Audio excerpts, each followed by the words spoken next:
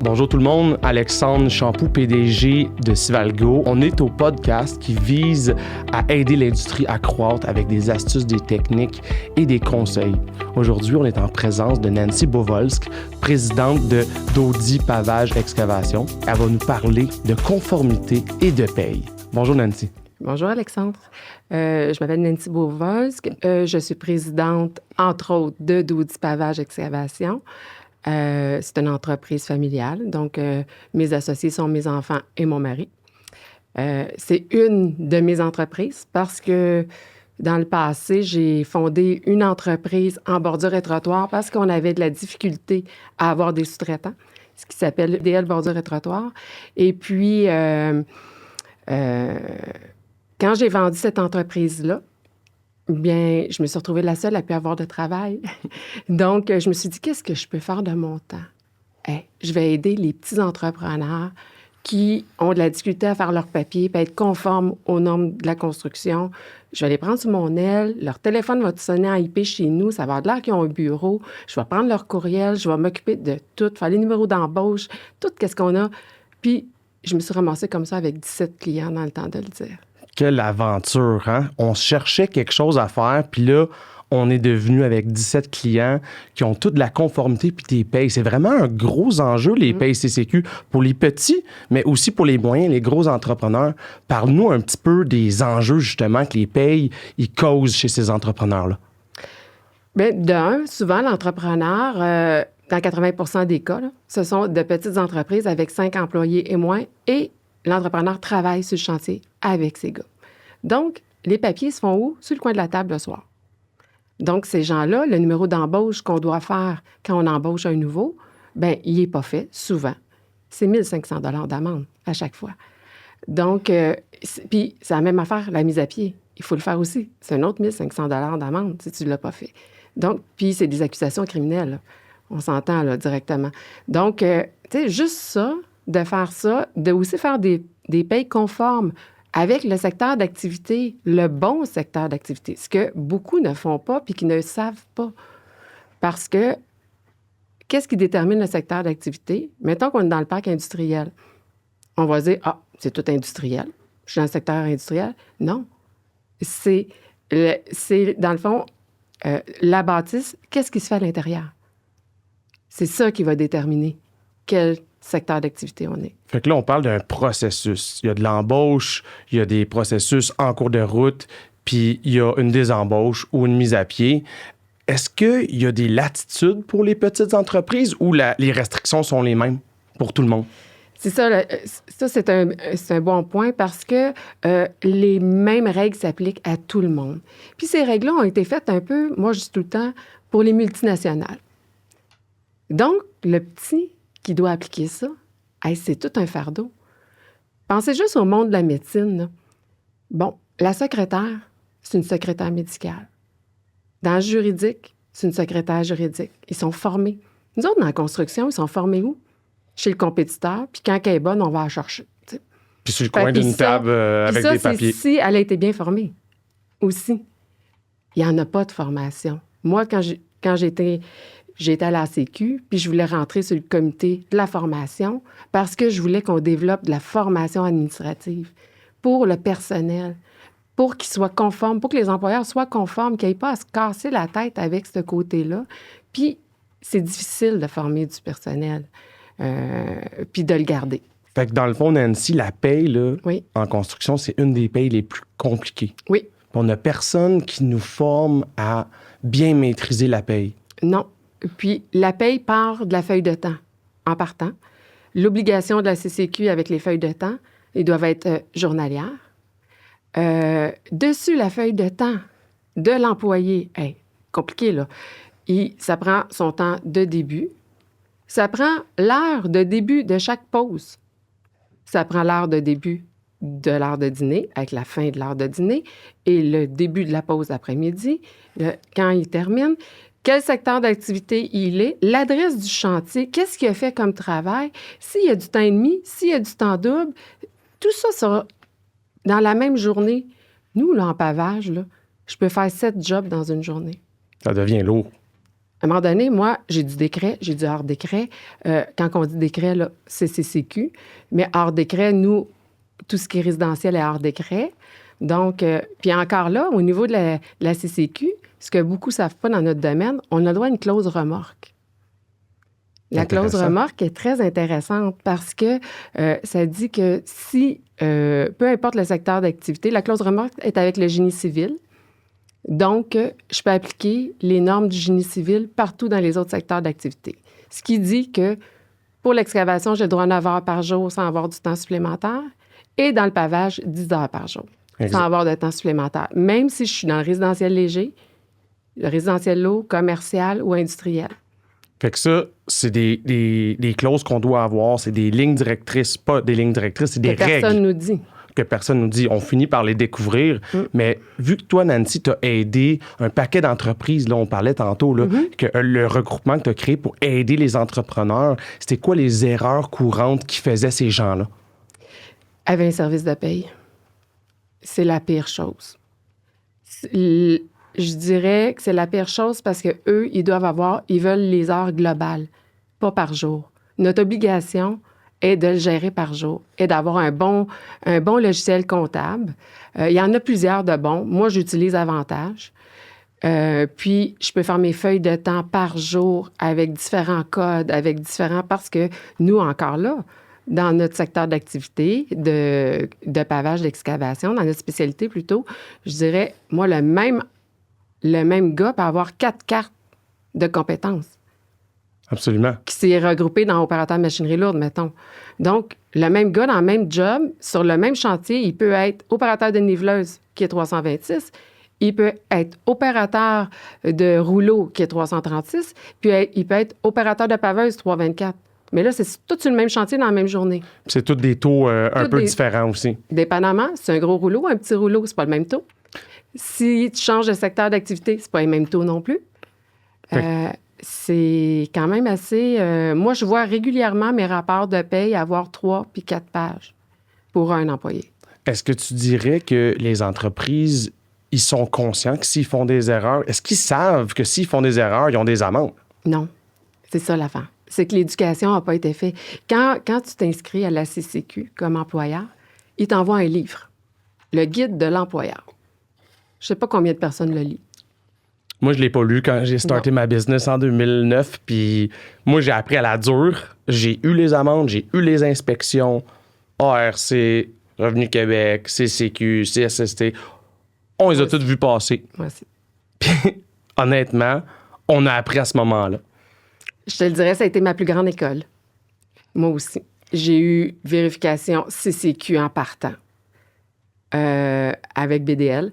Et puis c'était une plainte d'un employé. Et c'est là que j'ai appris l'histoire des clauses remorques. Parce qu'avec les relations de travail de la CQ, qui sont venues, parce que c'est un service qu'ils nous offrent, donc qui sont venus m'aider, puis m'enligner. Après ça, j'ai eu une vérification CSST. Est-ce que tu penses, Nancy, qu'il y aurait une méthode où la CCQ pourrait partager ses règles plus efficacement? Puis as-tu des idées?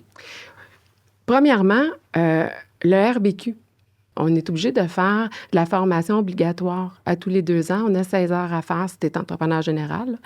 Puis, moi, je pense que dans les cours qui nous obligent, parce que c'est eux autres qui déterminent les cours, là, c'est sûr qu'il y en a qui sont relatifs au bâtiment, qui est obligatoire, c'est parfait. Parce qu'il y en a qui ont eu leur licence il y a 30 ans, le code du bâtiment a changé. Ça, c'est parfait, puis moi, je suis bien d'accord avec ça. Mais les autres cours qui sont autres, qui nous offrent, qui offrent donc de la formation comme ça pour la CCQ, les gens vont y aller la faire, puis en plus, ils vont être crédités ces heures-là pour des formations, dans les heures de formation qu'ils sont obligés de faire, obligatoires. Il va y avoir un incitatif déjà, parce qu'ils sont obligés de faire des heures, puis en même temps, ils vont être obligés d'écouter, puis de savoir c'est quoi ces règles-là, parce que ça intéresse personne. Là. Mais ça éviterait des amendes. Je veux dire, ça serait un move normal d'éduquer les gens à mieux faire leur paye, ça serait plus linéaire. Puis juste de comprendre les secteurs d'activité. Je te dirais ça, là, juste ça. Parce que le secteur d'activité, c'est quand tu vas faire ta soumission, quand tu vas facturer, puis quand tu vas faire ta paye. parce que ta paye est reliée au secteur d'activité de la CCQ, déterminé par la CCQ. Fait que si tu n'es pas dans le bon, comme la majorité font, ils sont tous commerciaux. Mais ils font du génie civil, ils font du résidentiel lourd, ils font du résidentiel léger, ils font de l'industriel. Là, tu as besoin d'une lettre de conformité. Tu demandes ta lettre de conformité, non conforme. C'était Pas dans le déclaré mauvais dans secteur. le bon secteur. Fais un rapport amendé. OK, on va faire un rapport amendé. Il est où le formulaire? Il n'y en a pas. Pas de bon sens. Mais tu sais, juste d'éduquer sur le secteur d'activité, déjà, ça va être plus facile pour la paye. Ça va être plus facile aussi pour ta soumission qui va probablement être plus adéquate. Et puis aussi d'être outillé, d'avoir des bonnes feuilles de temps bien établies ou des feuilles, moi j'appelle ça les feuilles de contremaître, là, dans le fond, qui sont montées correctement avec le bon secteur d'activité, que le contremaître, il met les temps de pause, parce que l'employé, il le fera pas. Il nous exige de qui c'est qui fait ça? Ils veulent pas. Déjà, tu as de la misère à leur faire écrire à quelle heure il est rentré, à quelle heure il est parti. Même des fois, ils le font pas. Fait que le contremaître, c'est de faire une bonne feuille. Bon, moi, je peux me fier là-dessus. C'est non viable de demander aux travailleurs de nous faire ça. Il y a trop de détails selon ce que je comprends, Nancy. Exact. Puis ils les connaissent pas. Fait que ça va pas être une solution de demander aux employés de faire ça. Ça va être plus d'erreurs. Puis erreur, on parle de risque d'amende. On cherche des moyens automatisés qui vont être comme plus faciles. Mais encore là, même les jeunes, juste les rapports de paye, là, talon de paye, tu veux leur envoyer sur un système mapaye.net, mettons. Ils veulent pas. Trop compliqué. J'ai pas d'imprimante. Puis, je sais pas comment, j'ai oublié mon mot de passe. Il y a des raisons. C'est des amener graduellement à aller vers ça. Mais il faut être capable de leur donner un incitatif pour le faire, pour les motiver, pour que... Moi, j'appelle ça une carotte, là. C'est comme si... faut qu'il y ait un bonbon au bout, là. S'il y a un bonbon, OK, hey, je vais le faire. Puis, mais il faut trouver qu'est-ce qui attire un, qui attire peut-être pas l'autre, mais pour ramener nos employés. Puis un coup qu'ils l'ont fait, là, après, hey, c'est bien plus vite à cette heure. Hey. C'est vrai que la gestion du changement est pas facile, mais quand c'est pour le bien, tout le monde l'apprécie. Par la suite, c'est de démarrer le changement. Tu as réussi justement à faire certains changements comme ça. Y a-tu des entreprises, Nancy, que tu as redressées pour le mieux? Parce que les amendes, des fois, je sais pas si tu as déjà eu connaissance de compagnies qui ont fait faillite à cause d'amendes, mais des amendes, ça peut être grave. Fait que parle-nous de quelques redressements peut-être que tu as fait. Bien, déjà, là, il y a eu une réforme de la loi R20, là, et les amendes vont être belles, je vous le dis, là. Et je veux dire, les entrepreneurs, là, il y en a encore plus épais sur les épaules.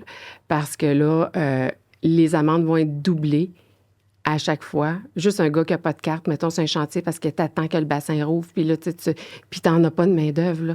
Donc, l'inspecteur passe, puis ton gars n'a pas de carte, mais ça vient d'y coûter 5 000 à lui, puis ça vient de te coûter 15 000 à toi. La deuxième fois, c'est le double. Comment ça va être salé, là? Après, c'est encore le double du double. Puis ça, c'est des accusations criminelles. En plus, c'est quelque chose, là. Puis on est en pénurie de main-d'œuvre. Nancy, il y a plusieurs risques, il y a plusieurs défis. Comment, toi, tu as trouvé des solutions? Puis est-ce que tu peux donner un petit peu d'espoir à l'industrie?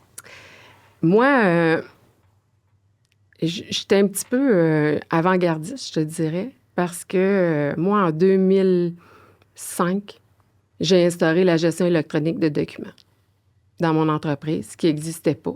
Mais j'ai acheté des petits mini-scanners que j'ai fait venir des États-Unis, que j'ai mis sur le bureau de tout le monde. J'en ai mis un sur chaque bureau. Maintenant, nous numérisons tout. Puis là, j'en veux plus de papier, tout ça. Ça a chicané, là. T'as même pas idée, là. Mes filles me disaient, « T'as pas idée comment on a d'ouvrage? Tu nous crées de l'ouvrage supplémentaire? » Nanana. Moi, j'avais appris que t'ignores quand quelqu'un se braque, tu l'ignores, tu continues à le faire toi. Là, ils voient comment toi, c'est pas mal plus efficace quand tu cherches de quoi, tu peux le trouver rapidement. Puis elle, elle cherche le dossier, il est rendu où, puis tout ça. Puis d'elle-même, elle va venir à le faire. Fait que c'est ce que j'ai appliqué. Fait que tu as géré le changement en étant un leader qui a montré l'exemple. Oui. Puis maintenant, personne ne se passerait de ça. Écoute, même ceux qui me disaient que c'était épouvantable, je leur faisais perdre du temps, personne. Puis moi, j'ai développé une gestion électronique de documents. Ça simplifie beaucoup les choses. Et puis, je dirais, en même temps, tu sais, Là, les punchs électroniques qui arrivent, ça, c'est intéressant. Parce que, c'est le gars qui punch au moment présent, mettons avec le logbook. Il ne peut pas m'ostiner qu'il n'était pas là. Parce que, c'est lui qui le fait. Fait que, tu sais, ça l'amène en même temps, je dirais, de l'autonomie un petit peu à l'employé, puis en même temps, un peu moins de responsabilité à l'employeur. Parce que quand l'employé vient te voir à la fin de la semaine, hey, il manque 15 minutes, tu ma payes, là, ça marche pas. Oui, j'étais là à 9 h le matin, mais là, c'est lui qui l'a punché. C'est de la responsabilisation, en quelque sorte. Exactement. Fait que tu penses-tu que les outils numériques, malgré leur réticence, un peu comme les scanners, là, malgré la réticence initiale, sont là pour aider puis décharger? Oui. Parce qu'on parle aussi de vitesse de transmission d'informations. Tu sais, moi, dans mon domaine, avec Svalgo, on en a vu beaucoup des entreprises qui ont des papiers dans le troc. Puis le papier dans le troc, ben... Ils font pas, ils font le soir. Ils font le soir. De mémoire. Comment tu fais pour te rappeler le soir, quand tu as fait 7 projets sur la job, qui avait quelle carte, opérait quelle machine pour avoir la bonne annexe? Puis est-ce que tous les projets, c'était résidentiel, commercial, institutionnel et autres? Il y a aussi la dynamique, on parle de formation, là, c'est de même qu'on apprend, mais la discipline d'instaurer cette dynamique-là. Mais moi vois-tu aussi une autre chose pour simplifier la vie à mes contremaîtres, savoir dans quel secteur d'activité ils sont. J'ai des numéros de projets qui sont par groupe. Fait que mes projets, mettons 10 000, c'est tout ce qui est hors décret. 11 000, c'est tout ce qui est commercial. On tombe aux 20 000, c'est du résidentiel léger. 25 000, c'est du résidentiel lourd. 30 000, c'est industriel. 35 000, c'est génie civil. Fait que déjà, avec le numéro, pas tous les ans, ça reste les mêmes. C'est juste les 2023, 2024 en avant qui changent. Fait que à tous les ans, c'est les mêmes groupes. Fait qu'ils savent où ils sont déjà en partant. Puis moi, dans le fond, ils vont me marquer... ils ne marquent pas les cartes du gars. Ils vont me marquer qu'est-ce qui opère. Fait que j'ai les machineries à côté sur ma feuille. Fait que moi, je sais que s'il est sa niveleuse, ben c'est 326. T'sais? Fait que s'il est sa paveuse, c'est 324. Parce qu'il me met le numéro d'unité aussi à côté. Parce que moi, je veux faire ma réquisition dans mon projet pour avoir mon COS. Fait que j'en ai besoin de savoir la machinerie. Elle a travaillé combien de temps? Oui, parce que c'est la main-d'œuvre associée au bon équipement puis les heures équipement pour faire ta réquisition, pour avoir ton coût de projet en temps réel. Oui, parce que quand je fais ma paye, ça s'en va dans mon projet. Fait que j'ai déjà ma dépense du gars, mais j'ai pas la machinerie. Est-ce que tu dirais, Nancy, que c'est soit des bonnes pratiques ou des outils qui sont la source de la réalité, ou c'est les deux en même temps? Je dirais c'est les deux en même temps, puis il faut toujours penser que c'est des gars de construction. OK? Leur métier premier, là, c'est pas de faire des papiers. C'est de construire des maisons, c'est de bâtir des choses. Ils sont opérationnels. Là, on leur demande de faire des papiers. Hey, je sais pas combien de fois les gars m'ont dit « Vas-tu m'engager une secrétaire? » Ils n'étaient pas contents parce que... Mais moi, j'en ai besoin. C'est des obligations que j'ai. Mais je peux pas les faire leur papier de chantier. Je sais pas ce qui se passe. Fait qu'il faut rendre ça le plus facile, le plus convivial, ce qui va leur prendre le moins de temps, il va être à la limite pré-mâché, là, pour qu'il y ait juste à rentrer des petites affaires que, tu sais, comme j'aimais bien le principe des feuilles de temps, où est-ce que tu peux mettre une note, tu sais, que tu peux verbaliser. Tu t'envoies une note verbale avec ton cellulaire. Un tel est arrivé en retard, un autre tel, le camion de béton, tu sais, il a attendu tant de temps, fait qu'on va avoir du temps d'attente. Tu sais, peu importe. Fait qu'à la fin de ta journée, là, ben, tu as toutes tes notes au fur et à mesure. C'est pas compliqué, là. Moi, j'aime ça le fur et à mesure parce que c'est impossible de se rappeler. Tout, notre priorité quand on est sur des chantiers de génie civil ou de pavage, c'est de produire puis d'amener de la qualité. On n'a pas le temps d'arrêter pour aller faire de la paperasse. Tu sais, c'est une question de juste milieu. On a des exigences de la CCQ d'un bord, on a la rentabilité de notre entreprise sur l'autre bord. Comment on rencontre ces deux éléments-là? Comment ça fait pour être bon? Bien, c'est de trouver justement des outils puis des pratiques qui se parlent bien pour avoir le résultat escompté sans débalancer une des deux sphères. Puis en même temps, c'est de simplifier aussi les obligations.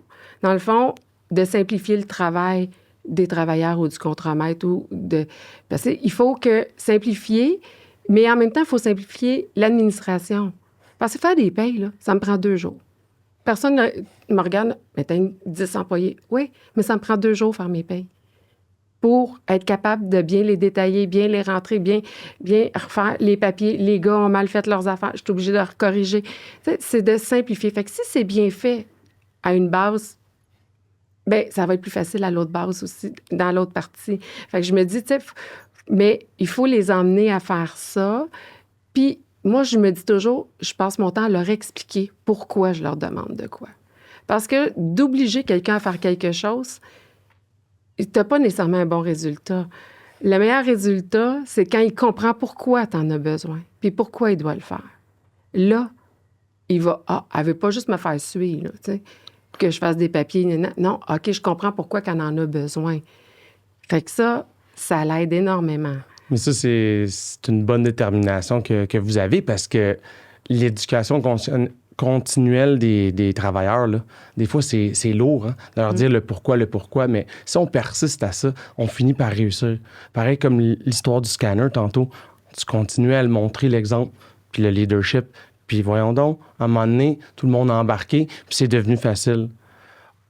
Tu sais, je t'entends parler de faire les payes, puis tu les fais bien. Hein? Faut pas oublier que bien faire les payes, ça évite des potentielles amendes qui vont doubler et même quadrupler. Fait que c'est critique en 2024-2025 de bien faire nos payes. Je le sais que tu as bâti des systèmes, tu as bâti des initiatives pour que ça devienne beaucoup plus linéaire. Est-ce que tu peux continuer à nous donner de l'espoir? Moi, je me dis, j'apprends tous les jours. Fait que tout le monde peut apprendre, peu importe l'âge. Puis moi, j'adore ça. Moi, j'adore prendre des stagiaires parce que je trouve qu'ils m'amènent tellement de nouveautés. Puis j'ai pas besoin d'aller à l'école, là. Ils me le montrent. C'est cool. Moi, je trouve ça super. Là. Moi, j'adore ça. Puis les nouveautés, j'aime ça. Là, on a fait une formation là, de 3 semaines, là, organisation de la charge mentale avec des outils numériques. T'sais, comment bien gérer ça, comment être plus productif, comment travailler en équipe. Ça, c'est une autre affaire. Nous, on travaille toujours en équipe. Moi, il n'y a pas personne. Oui, il y a une personne qui est dédiée à répondre au téléphone parce que je lis le système automatisé, mais je trouve que c'est important de parler aux gens. Puis, ça est occupé, bien, je vais le prendre, le téléphone.